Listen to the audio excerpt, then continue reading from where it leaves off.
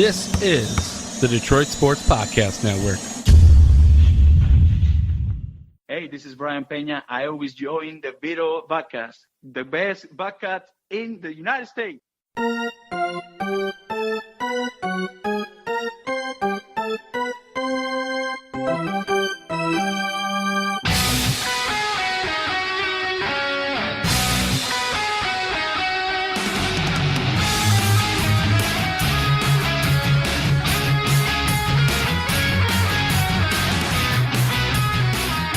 And welcome to the latest and freshest edition of Tiger Stock with Chirco and Company. I am your host, Vito Geronimo Chirco, along with my usual sidekick and broadcast partner and fun.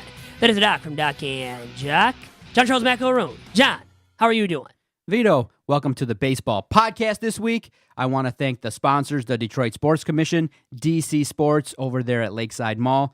I'm always excited and thrilled to rep the sponsors who make it possible for us to keep the studio lights on, the microphones hot, and for me to get a chance to talk to my boy on this beautiful day recording this baseball podcast. What up, Vito? What's going on? By the way, did you know regarding our fine sponsor at DC Sports that it had Al Kaline himself, Mr. Tiger, in its store at Lakeside Mall on Saturday this past weekend? Now, I couldn't make it because of the fact that my brother graduated from the University of Detroit Mercy with a bachelor's degree in political science. So would have loved to have been there. I know photos aplenty, autographs aplenty that Mr. Tiger himself, Al Kaline, signed at DC Sports at Lakeside Mall in Sterling Heights this past weekend. And remember, you can follow Detroit City Sports on Twitter at DC Sports Detroit, and also check out their fine website at DetroitCitySports.com. What a wild week for the Tigers. I mean, you had Brad Ausmus come back to town. You had Shohei Ohtani bringing in a large Japanese media contingent. I was there. Can't wait to recall that experience. Unfortunately, the Tigers lost that series 2-1, and the finale wasn't that great. That was part of the offensive dive that they took for a couple games where I think they almost went 19 innings full without scoring a run there, carrying into the Minnesota series. But redemption in the Minnesota series, a team that had been playing very well, and especially at home, the Detroit Tigers go on the road versus Minnesota and earn a tie in the series. Not bad at all to split in the series there versus Minnesota, and they didn't fall too far behind. And now they're in the midst of a tough stretch where they're going to face the Houston Astros and the Oakland Athletics. And the first contest versus Houston did not go well. Houston displayed why they're one of the top teams in the major leagues. They destroyed the baseball. There was a stretch there early in the game where it went homer, walk, homer. And Matt Boyd did a decent job, but he just misplaced a couple pitches up in the zone, and the Astros didn't miss. They did not. They were swinging for the fences, and holy cow, even the ninth hitter was able to do some damage. So top to bottom, that Houston lineup is going to be tough. I'm not confident in the Tigers even getting a win. And then Mike Fiers comes back, fresh off of a no-hitter. He's going to be back in town. I'm not sure if he's going to be pitching one of the games in which you'll be there, but it's going to be a tough week. But as we sit, 18-21, lots to get into. But in terms of the Tigers, it's interesting in that I was telling someone, even though they're struggling with a bunch of injuries to the starters, 3 of the starters that they have that are healthy, I like. I like going into games with Turnbull, Matt Boyd, and Daniel Norris if they can be a little bit more consistent. Turnbull has given them a lot of quality starts, a lot of quality innings. Boyd and Norris have been serviceable. So if they can just find a couple guys to fill in, now the likelihood of Carpenter being a guy, I don't think so. Good God, it's not going to happen. Give up on that dream. If you were dreaming of that, Doc. Vito, I'm kicking myself because Carpenter was pitching when he gave up that meatball to Albert Pujols. I should have recognized and been like, you know what?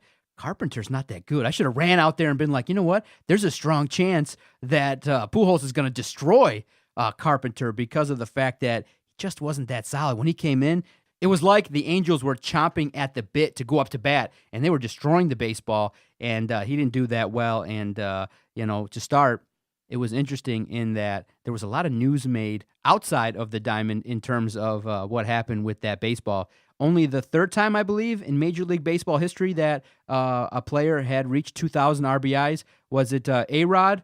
And there's one other athlete. Who was it? You're saying with the home run, too. The home run that Pujols hit was his 2000th RBI. I think it was only the third time in Major League Baseball history that had ever happened before. So it was a fascinating look at Major League Baseball history. But a lot of hubbub was caused by the fan in terms of his decision, in terms of what he was going to do with the baseball once he caught it. He didn't want to give it up at first, right? Mm-hmm. Finally did at the 24th hour. It took him, about a week to finally make the decision and give up that ball to Albert Pujols, which actually was going to, Cooperstown now. It took a long time, though, to get that ball retrieved, too. No. Pujols, to set the scene, initially speaking, Eli Hides decided that, okay, I want to keep the baseball, started taking offers, wasn't really thrilled in terms of the packages that he was offered in terms of swag and stuff like that. So he wasn't really thrilled with the whole process.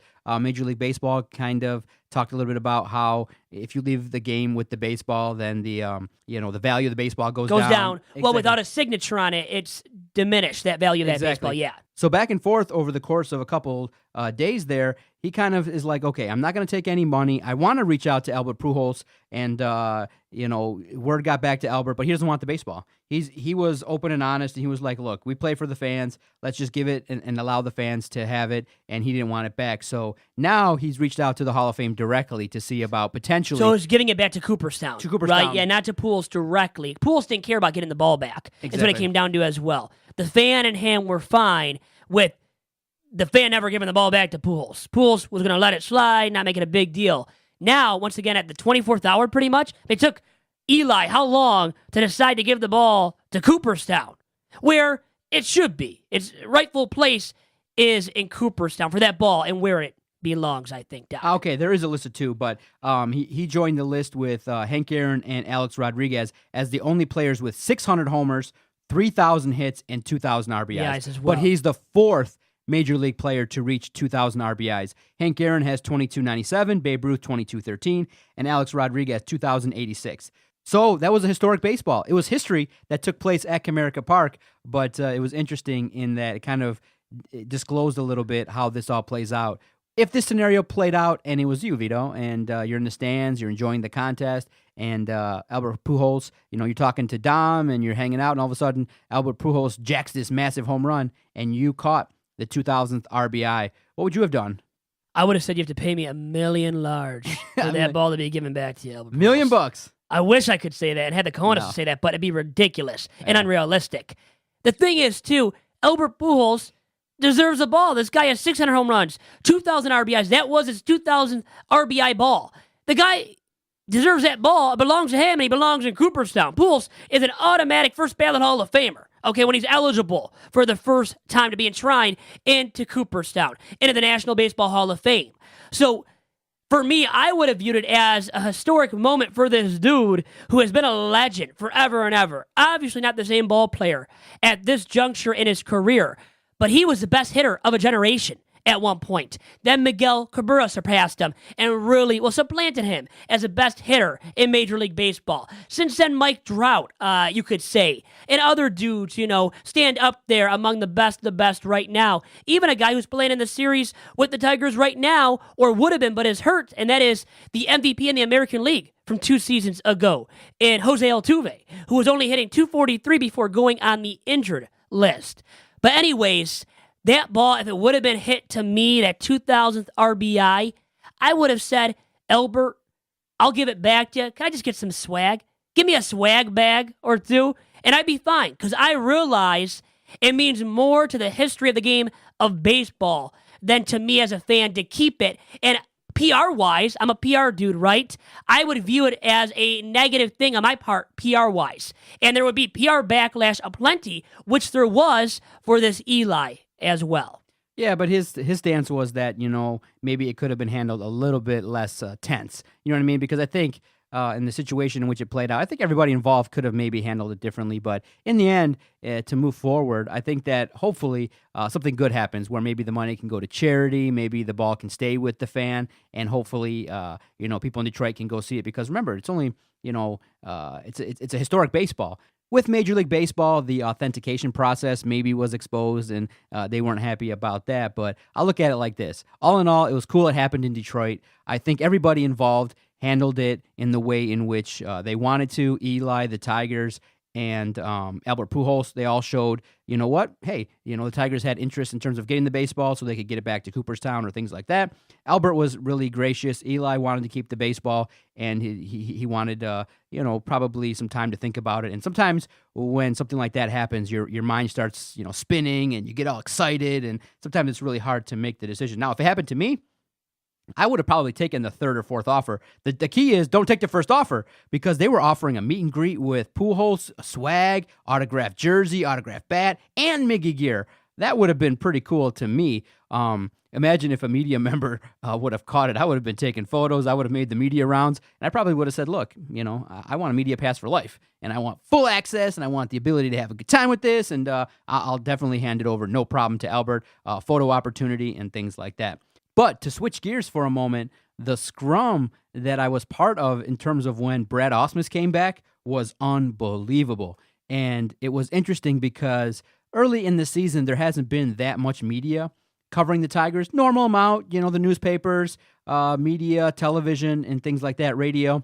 But when Shohei Ohtani showed up to town, there was this significantly large group of Japanese media, and they were so nice, and they were so excited to be there. Vito, I saw advanced gear that I have never seen before. I was telling Adam, I'm like, they came ready. They came with big, huge cameras. They came with computers, and they came ready to work. And what I liked was they show the same excitement that I show. And the funny part that I remember before the Ausmus scrum was Shohei Ohtani was activated that day, the first game of the series versus the Tigers. The interesting part was an equipment guy comes in and the batting helmets are put in, these spots. So someone caught on that, oh my gosh, Shohei Ohtani's batting helmet is now in there, number 17. All of a sudden, this large swarm of like 20 people are like snapping photos, and the equipment guy is like hosting and presenting the batting helmet. He's like, look, take it like this. And he's posing, and they were so excited just to get a glimpse of Ohtani's batting helmet. And I was excited. I got there real early that day. I had an opportunity to get down to Comerica Park. I think it was last Tuesday, I believe I went down there and had an opportunity to be part of the scrum for Brad Ausmus, and it was huge. It was massive. You've seen the photo. I got lucky in that. I got there early. I was hanging out in the field for about 45 minutes, just taking it all in. Just waiting for Brad Ausmus and the scrum of media to go and talk to him, right? Exactly. And I was just hanging out with the Japanese media, too, because and talking to them. I know they can understand you. You can understand them very clearly. So I'm in the mix, and then finally I kind of learned a little bit of a trick to get close to the scrum based on television. And Brad Ausmus was actually a little bit more relaxed than I thought he would be. But, I did hear some of the questions that I could understand. I was telling Adam, I could see why they get a little bit frustrated because some words were used like, to enhance a question, like, were you mesmerized at the fans in terms of their reaction towards you? And mesmerized? Why would he be mesmerized? That's what he said. And obviously the guy didn't care. Yeah. It was very apparent he didn't care about all of that. Yeah, he handled it well. And I got a question in, which was cool. You can find the video on our Twitter page at Detroit Podcast. But the thing that I would say is get there early, be in the mix, talk to people, and, tip for you is be by the TV people because that's where the cameras are, is where, the focus is going to be. Because you wanted to get on TV, and you did. No, didn't you at one point on Fox 2? Jennifer Hammond's report, you got in the background, I think. That was on accident as I was hanging out. On accident, or did you intend for that to happen, sir? It was an accident. Tell the truth. It was Come an on. accident. It was an accident. Pure accident. Pure accident. Totally unintentional. Totally. God, I don't believe that for 1 second. Well, the code. I know you, John, way too well, but just admit it to the masters. What's so wrong? Just admit it. The code to you was, I sent it to you. You're like, why are you sending me this? Yeah, then I knew. I was like, okay, he's in the background. He's somewhere. Yeah. Exactly. So but you got in there. That's great, right? In the mix. It was cool. It was really cool to be part of it. Brad was more relaxed. He kind of talked about it. And he said, look, he understood the fans' frustration with him. He doesn't take all the blame, but you can tell that I think if you sat down with him, had a cocktail with him, he'd say, there were things I did I could have done better, but the bullpen that I had, I was saddled with the bullpen that wasn't going to be ever good enough to win the World Did he bring Series. up the bullpen clearly?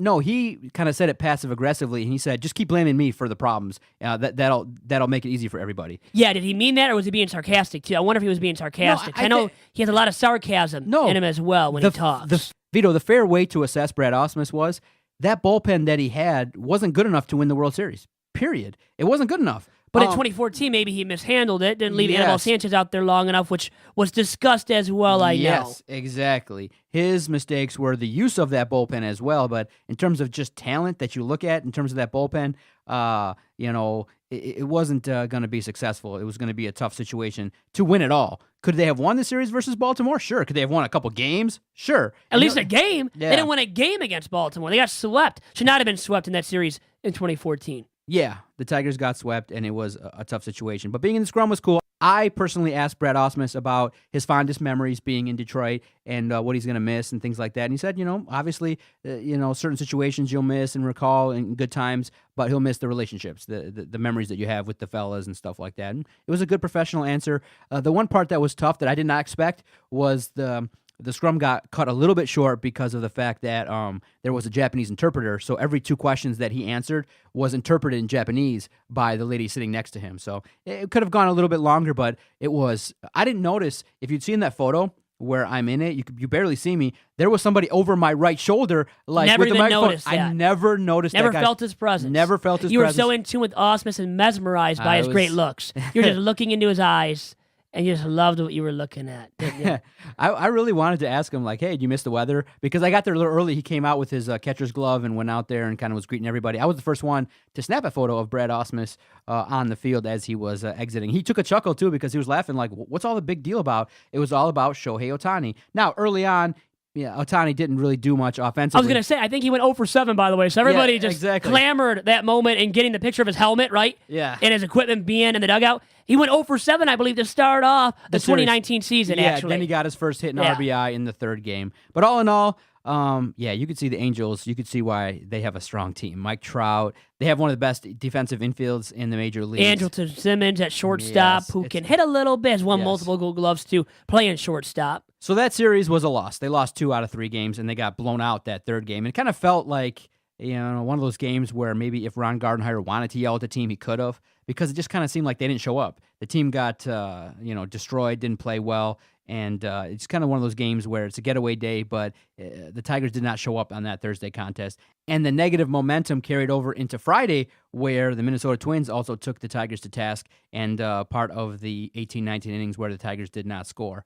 So you look at it and you say, you know what, though? They did rebound and in earning that split in the doubleheader and then eventually winning on Sunday. So all in all, up until that point, I was pretty much impressed with what the Tigers did in that series versus Minnesota.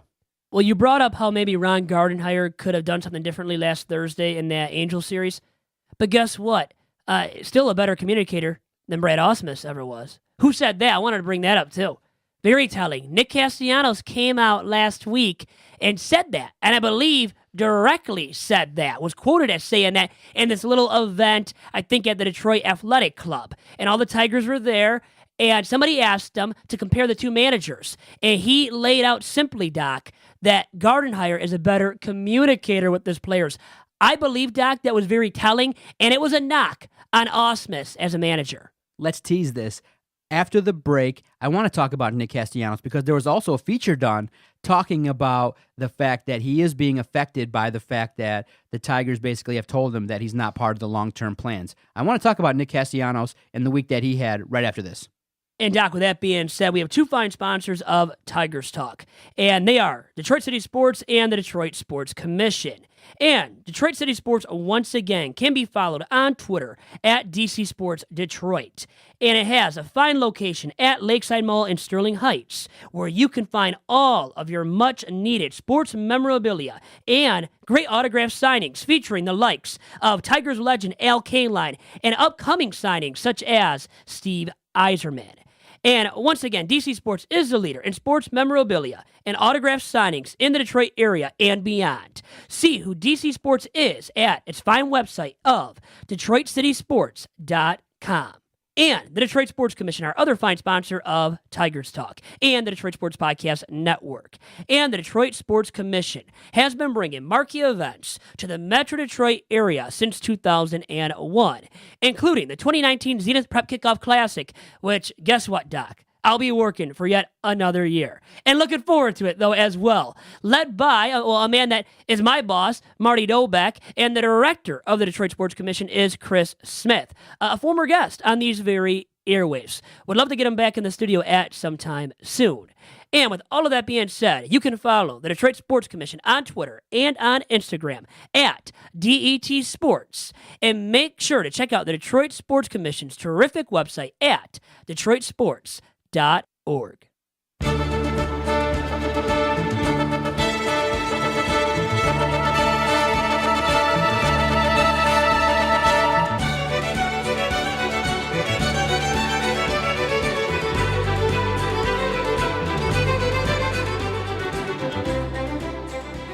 And Vito, prior to the break, we did get into Nick Castellanos. You brought up the headline that he made. I found it fascinating the week that he had because of the fact that Nick Castellanos had been struggling offensively alongside Miguel Cabrera. There was a game in which Nick Castellanos and Miguel Cabrera really came out and handled business. They really helped the team, and you could tell the difference when Nick Castellanos and Miguel Cabrera are contributing. Then the team's offense looks a lot better and a lot different. But Nick Castellanos, I think, is interesting right now in that he did reveal to the media a little bit his thought patterns and what's been going on. Now, with Brad Ausmus, he notably made a comment regarding the different communication styles, but I think his comments were fair. Meaning, he said that, you know what? The challenge that Brad Ausmus had was sometimes he would address younger players in a really bold approach, and sometimes it might have escalated their anxiety. Whereas a manager like Ron Gardenhire, he's kind of like a no-nonsense, straight-to-the-point kind of guy, and sometimes he's more chill. He'll just level out the room, and he'll really work with these young athletes, being that the roster of the Tigers is relatively young. And what he was alluding to was, in essence, that, you know, these young cats, when Brad Ausmus was there, they were worried about, you know, keeping their place in the majors. They were really, you know, tight. And sometimes Brad would joke around in a way that heightened their anxiety and didn't really help out. Whereas, like how you do that to me when I'm on the air. You heighten my anxiety. Thank you very much, Doc. You and Brad Ausmus belong together. Exactly. Yes, that's obviously. why maybe I felt a kinship right? with Brad when you were Ausmus. looking into his eyes, you felt something there. Yeah. So what's going on now with the Tigers is there's a bunch of young cats coming up, like a Brandon Dixon, like a Hicks, like Griner, who haven't been around major leagues all that much. You know, of course, they've been up and down in the majors and things like that, but sometimes these young cats come up and they press a little bit because they're nervous. And I'm sure Ron Gardenhire pulls them aside and says, look, just do your job and whatever happens, happens. Whereas maybe a comment that Castellanos alluded to was Brad Ausmus walked in and said, hey, you better hit or you're going down. And that might have caused... So he had said that. That came out. Yeah. Well, that's stupid. No. I know not to say that. Vito, but Castellanos alluded to the fact that it was kind of sarcastic in nature, kind of like how I treat you. Sure. In that manner, But- like I say, hey, Vito, if you don't get some numbers, I'm going to fire your ass. Sure, I can handle it. You can't say it to every single person, even sarcastically. Yes. You have to approach every single player differently. And I think Yeah. Gardenhire, as a veteran manager, understands that. So Nick Castellanos, made some news there. But the more interesting situation is the fact that he told a reporter and kind of broke down a little bit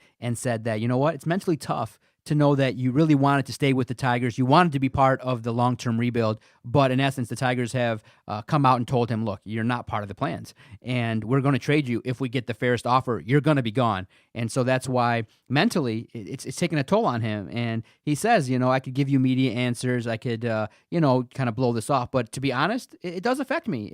It stinks that I'm basically, quote unquote, a lame duck. And so he decided that, you know what? And I understand it. They're human beings. And when you're in a situation where you give your loyalty to your employer, to your boss, and they turn around and say, look, the business side of the game has made it so that you're going to have to be expendable, it hurts. And they're human beings and things like that. But now Nick Castellanos basically, his balls dropped and he realized, you know what? Guess what? This is a business. So he went out and he fired his agent and said, you know what? You want to treat me like that? I'm going to go out there and I'm going to get the baddest agent in the game.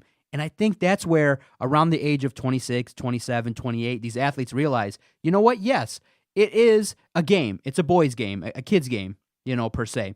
But it's also a multi-million-dollar business. If you realize, hey, the team that you're loyal to doesn't want you anymore and they're open and upfront with you, you got to be professional. You got to man up and take it and still produce. Because guess what?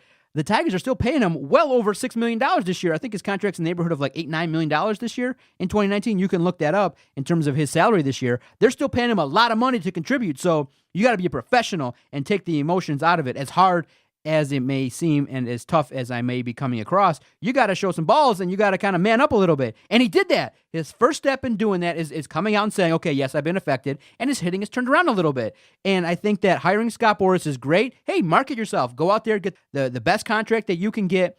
But for Nick Castellanos, I think he openly admitted that, this contract situation weighed on him, and it might make him a little bit more grumpy to be around in terms of the clubhouse. It might not make him the most friendly. I think you hear reports that he's quickly leaving the clubhouse after games a lot of times and things like that. So, on one hand, he is starting to kind of deal with this, but I think that for Nick Castellanos, just look, the best thing you can do, mash the hell out of the baseball, get yourself in a position where you're marketable so that the Tigers can trade you to a contender. The mental side of the game, I think, has gotten the best of Nick C so far this season. He is hitting .270 only. 7.76 OPS. Not good enough from a guy that's making nearly $10 million. You asked me to look up his salary for this season. $9.95 million for this season. $9 million! Way too much money for a guy that is a liability in right field. Can't field any position. And then I think it's stupid he hires Scott Boras at a time when he's sucking it up at the plate. The mental grind is so severe. It gets the best of a lot of guys. It's severely affected him at the plate, it looks like, this season. And then guess what? He can't field. On top of that, his value right now, if he's looking to cash in this offseason, looking to make millions and millions of dollars and north of $12.5 million, probably looking for $15 million a year, Doc, he's not going to get that hitting .270 with an OPS of 776. And it's early on this season, but a WAR below 1 right now, which will go up. But when you can't field that adequately either, your WAR's not going to be that high. And these teams now value WAR so highly that if your WAR is not 4 or above, 4.5 or above, that limits what you're going to get on the open market as, once again, a one-way player. A guy that doesn't have 5 tools or close to 5 tools, and right now is not even hitting the heck out of the ball, is not hitting for power. And that's what these teams really go after and want to see out of major league hitters, Doc. They want to see guys that can hit for power. And right now, he has 3 home runs, 12 ribbies. Doc, that's not good enough, man. That ain't cutting the mustard seed when you're looking to get paid handsomely this offseason. And so, based on what you've seen and what we've talked about, do you think Nick C's handling it properly, or do you feel like, he does have to do a little bit more to contribute and that he's got to talk a little bit less and just handle his business and realize, look, the business side of the game is real. They've come and told you you're not part of the future. Just take your $9 million and be productive and, handle your business and be more professional. You can't worry about the business side of things when you're not hitting. Worry about getting it done. You're a major league hitter paid to hit the baseball. If you're not hitting the baseball, Doc, guess what? That limits how much you're going to get paid, ultimately. So right now, he's got to focus on his plate discipline, on his hitting ability, on his power stroke.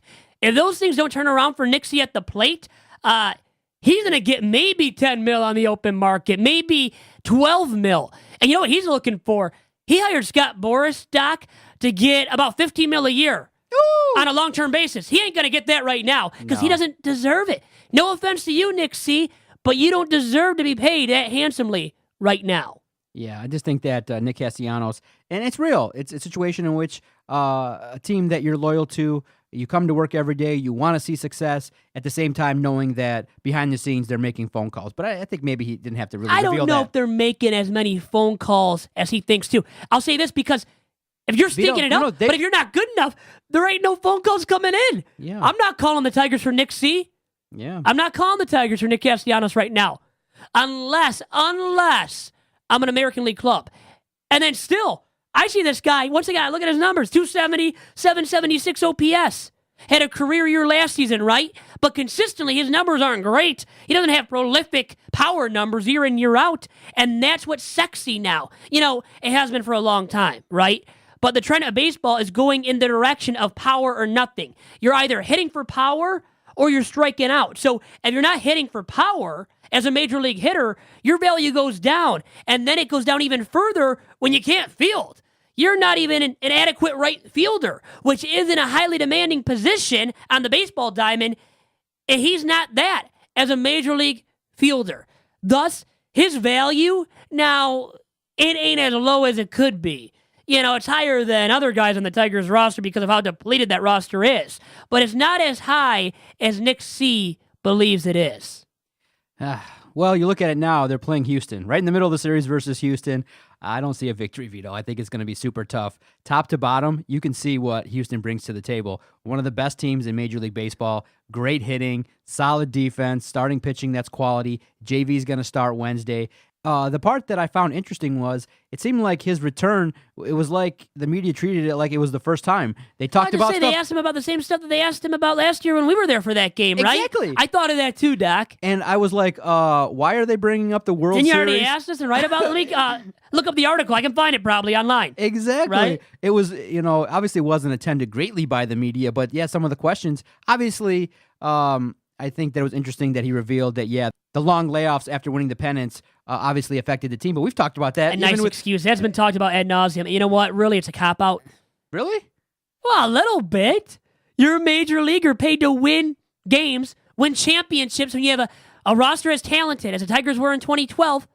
Get it done. I don't care about a layoff. The greatest teams of all time, they don't care about layoffs. They get it done. They win championships. Justin, you didn't win a championship, and guess what? You know what? Don't bring up a layoff. How about Game 1 of that 2012 World Series? Do you remember Game 1, Doc? How JV fared? Do you remember? He got murdered. Remember, that was in San Francisco. Pablo Sandoval, who signed that big free agent deal with the Boston Red Sox after that for his postseason success, he did nothing in the regular season after that. And he kills you, JV, in Game 1. You can't let that happen. He allowed that to happen, and that was a bad start to that series. And then they didn't hit. The bats went silent. And yes, a long layoff more than likely affected you. But you can't blame that as the number one thing for why you didn't get it done. When you should have. You were the better team on paper that season talent-wise, Doc. To see the Tigers match up with the Astros Game 1 was enlightening. It was you see the talent disparity right in front of you, offensively, right? Offensively, oh, for sure, the Tigers' anemic offensive attack right now. And Jose Altuve, once again, I brought him up earlier, MVP from 2 seasons ago, not even in the lineup right now. He's on the injured list. And he was hitting 243 before. And the Astros still are 27-15 and killing the baseball. And killed it against Matthew Boyd, the Tigers' best starting arm all season long.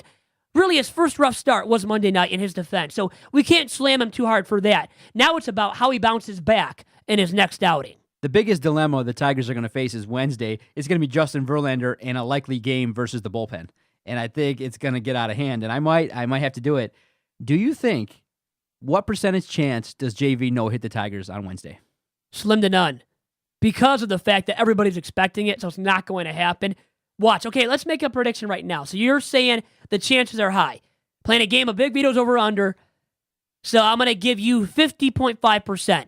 The chances of him throwing a no-hitter, are they above or below 50.5%, Doc? Above. 53% chance. Okay, so we'll take it at that. You're really thinking it could happen.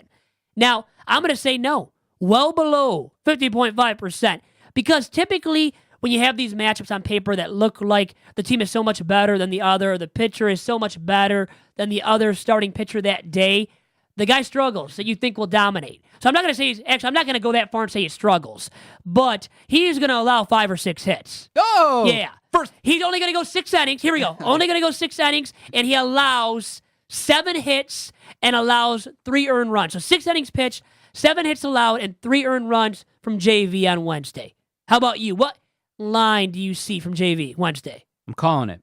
All right, Vito. You heard it here. Wednesday morning, you guys are going to be running. You're going to be eating your donuts, having your coffee, listening to Doc and Vito. And laughing at how stupid Doc is, but go on. Here we go. I think they're still laughing at me for asking you if the Wolverines are going to be in the NIT next year. Yeah, I love that. My wife loved that question. Do you remember? How about my answer, too? Like, really? Come on, man. Here's going to be a stat line. 9 innings, 104 pitches, 12 Ks, no hits, 3 walks, and Justin Verlander will record his 3rd career no-hitter, baby. You heard it here first. It's happening, baby. It's going to be historic, and he's going to mow through the Detroit Tigers lineup. From what we're hearing, there's a likely chance the Astros are going to be batting against the Tigers bullpen, so I'm going to call it. It's going to be the Houston Astros 14, the Detroit Tigers nothing. Wednesday night. So wait, JV throws a no-no, and the Tigers get shut out. Exactly. 14-0. 14-0. Keep dreaming on that one, though, actually. It won't be that bad. JV's not throwing a no-no. Actually, as a Tigers fan, though, I would love to see it happen. Why not? The Tigers aren't going for anything this year. Doesn't matter if they lose. So if you're going to lose, get no hit. Help make history for JV, a former Tiger. It might not be JV. It might be Mike Fiers making his return. A lot of talk in the media press box and with fans online on our Twitter page at Detroit Podcast. They were like, of course, Fiers goes to Oakland. We traded him basically for 2 players to be named later. For nothing last season. He was great down the stretch for them. And he comes and he throws a no-hitter, the most unlikely no-hitter that you're going to see. 2 no-hitters now for him. How about that? A guy like that, Mike Fiers, has 2 no-hitters. Nobody would even guess that right now, probably, about Mike Fiers. Or 10 years down the line, nobody is going to be able to say or remember that Mike Fiers threw 2 no-hitters. A guy that, after that no-hitter, Doc, was a game below 500 still in his career. How about that? Oh, man. It's going to be a tough week. What do you think? The first one that gets in regarding our question, what percentage chance does Justin Verlander have of no-hitting the Tigers? 1.5% from Jason. Yeah, see, it's going to be, I agree, it's low. Mike Fiers, by the way, now we're clamoring for him to come and pitch against the Tigers now this weekend. And you were saying how he pitched so well with the A's. He hasn't this season outside of that no-no. His ERA after his most recent outing against the Seattle Mariners May 13th, 5.12. So he hasn't dominated the competition in Oakland thus far this season. Last year down the stretch was good, was mightily effective. We'll be there 3 of the 4 games against the Oakland A's this weekend. Doc and Doc will be there for 1 on Saturday. I'll be there for Friday and Sunday. Now, before we get out of here, I want to get your sense. I was obviously in one of the games versus the Angels, took advantage of the opportunity to sit in the camera well, and I love it, dude. I love just standing there. Sometimes, you get spoiled. You sit in the warm comforts of the press box. So me personally, I'm making an effort to go down there and sometimes take some photos. What do you think of the photos that I posted of Ohtani? And I got the game. I shot the game where they actually won. So Ohtani was standing there and he kind of looked like he was perplexed a little bit. I got photos of Boyd pitching, and I got some decent photos of Albert Pujols and things like that. What'd you think? Am I doing a good job? Is my eye right? Because I look at it and I go, okay, the editing's okay. I'm kind of doing just a little bit of color correction to put those photos out. But I kind of look at them and I go, they're comparable to what I see online, and they look pretty good from the camera. Rate my skills as a photographer. How am I doing? So you know what? You didn't have to shoot Ryan Carpenter getting shellacked. I'll just start off with that. You didn't have to see Ryan Carpenter get shellacked at least or shoot for that, so that was good for you. Yes. Anyways, to rate your skills on a scale of what, 1 to 5 or 1 to 10? 1 to 10. 1 to 10, a 1.5. Oh. No. Probably a 6.5 to a 7.5 because you're an amateur right photographer. You would admit that yourself, correct? Yes. But your camera makes you look like more of a professional photographer. I'll give you that much because that camera is such a good camera. It captures so much, captures the moment really well. So I think your eye for capturing the moment and what is out there, the guys batting and whatnot, and good angles for these batters and players, I think is getting better and better by the day that you take these photographs at Tigers games. So you look at the photos online at DetroitSportsPodcast.com and you go, okay, he's doing a good job. He's in the mix there. And I thoroughly enjoyed it. There were so many people. It was unbelievable. But the camera well I was in, there's basically 4 camera wells you can go into. The one I went to was basically empty. A lot of people go to the one right behind home plate a little bit in the opposing dugout and things like that. I've stuck to the one that's right behind the Detroit Tigers on deck circle, but there's 3 other ones that I want to go into. And so in the coming weeks, I'll experiment and go into the other camera wells. Look for it at Detroit Podcast. Look for it on our Twitter page or all our various social media platforms. Just search Detroit Sports Podcast. You'll be able to find the great work that we're doing. And definitely, I look forward to seeing what you produce this weekend. Maybe you get that exclusive with Mike Fiers and say, hey, what was it like to throw the no-hitter? What were you going through that 9th inning when you were able to take it down? Really quick, one slam I'll do of you and your photography against the Angels was no photograph of your man crush, Brad Ausmus. I'm surprised. No, you didn't get the Silver Fox, Brad Ausmus. I got captured. the video. Got the video of him at least, so where you were like right up in him. Yeah. You were.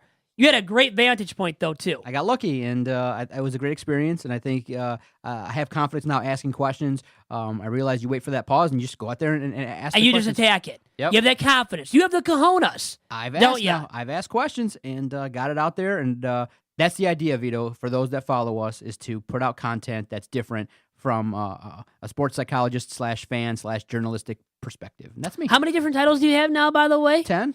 Journalist. Yeah, 10. Sports It'll reporter. be 11 tomorrow, then 12 the next day, 15 next week.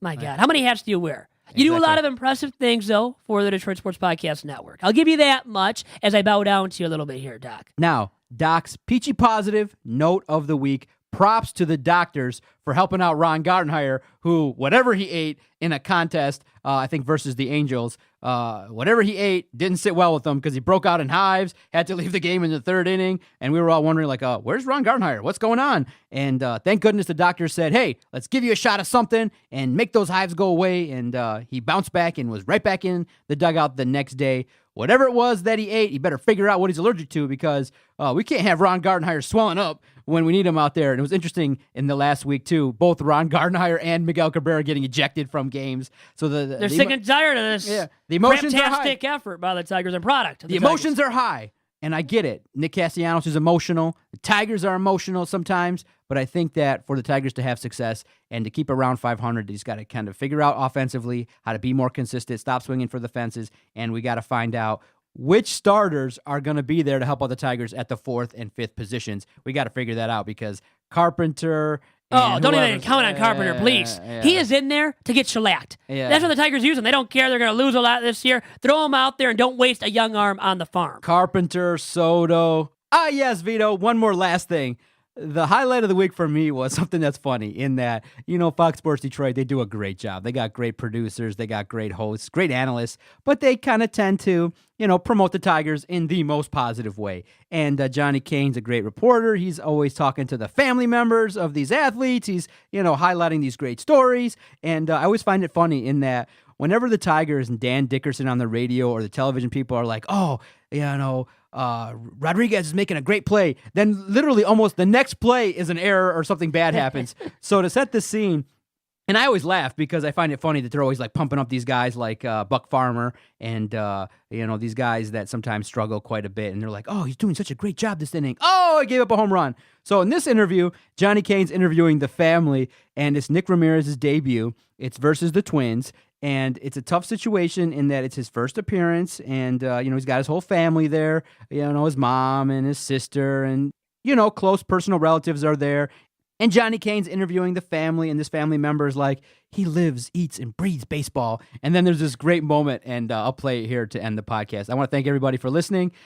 This is a great moment because Nick Ramirez gives up a home run. And this is what happens when you're interviewing a family member and you make a bad play. See everybody next week. I enjoyed the conversation with Vito. Listen to this and hopefully have a laugh. If you could possibly put into words, was that moment like when you saw Nick trotting out, making his major league debut? I just could cry because this means everything to him. This kid eats, sleeps, and breathes baseball. And from when he was 2 playing baseball, that's what he was. He says, I am always going to be a professional baseball player. And it's been a long road, and this is so well-deserved. I mean, he's just worked hard, and stayed so humble. He's just such a good kid. We just met him, obviously, when he got called up, and he had quite a story about when, even just to get here to Minneapolis with the canceled flights and everything else in between. But when you look out there... Uh-oh! Oops! That is... Yep, oh! Gone. That's gone, indeed. To the Oops! flowers. Welcome to the Bigs, right? And you've just downloaded and listened to a Big League podcast, the Tigers Talk podcast on the Detroit Sports Podcast Network.